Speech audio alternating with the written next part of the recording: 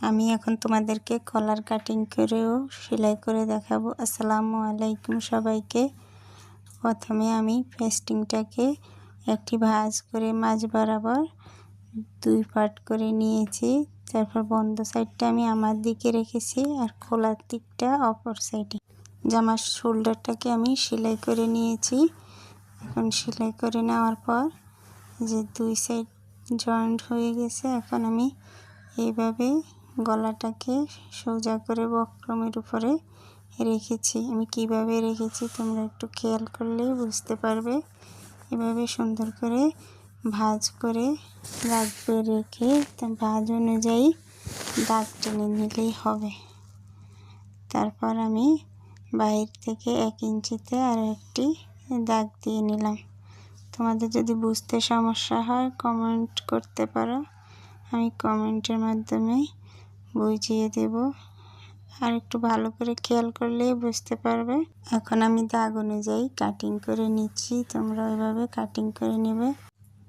Cutting হয়ে যাওয়ার পর দেখো আমার গলাটা দেখতে কেমন হয়েছে। আমার ভিডিওটা ভালো লেগে থাকলে লাইক, কমেন্ট, শেয়ার এবং ফলো করে দিবা।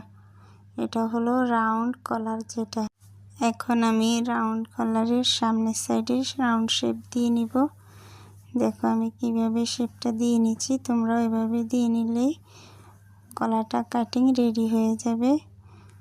আর আমার ভিডিওটা যদি তোমাদের ভালো লেগে থাকে সাবস্ক্রাইব করে দিবা।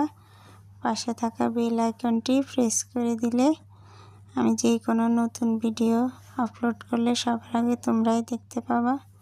আমি এখন গলাটাকে আয়রনের মাধ্যমে বসিয়ে নিয়েছি। তারপরে এভাবে আমি কাপড়টাকে একটি ভাঁজ করে মাঝ বরাবর সেলাই করে নিচ্ছি গলাটাকে। দেখো আমি কোন সাইডে সেলাইটা করছি তোমরা একটু ভালোভাবে খেয়াল করলে বুঝতে পারবে। সেলাইটা তোমরা ভিতরের সাইডটাতে করলেই হবে। এভাবে আমি সেলাই করে নেওয়ার পর বাড়তি কাপড়গুলো সব কাটিং করে ফেলবো 1/2 ইঞ্চি রেখে। বাইর থেকেও আমি 1/2 ইঞ্চি রাখবো, ভিতর থেকেও আমি 1/2 ইঞ্চি রাখবো। এই যে দেখো আমি কিভাবে কাটিংগুলো করছি, তোমরাও একটু ভালো করে খেয়াল করলে বুঝতে পারবে। আর যদি একবারে না বোঝো তাহলে ভিডিওটা 2-3 বার টেনে টেনে দেখবা। টেনে টেনে দেখলেই তোমরা বুঝতে পারবা। নতুনরাও এভাবে কলার কাটিং ও সেলাই করে নিতে পারবে, 2-1 বার দেখলেই হবে। এখন আমি কলারের সামনের সাইডটা সেলাই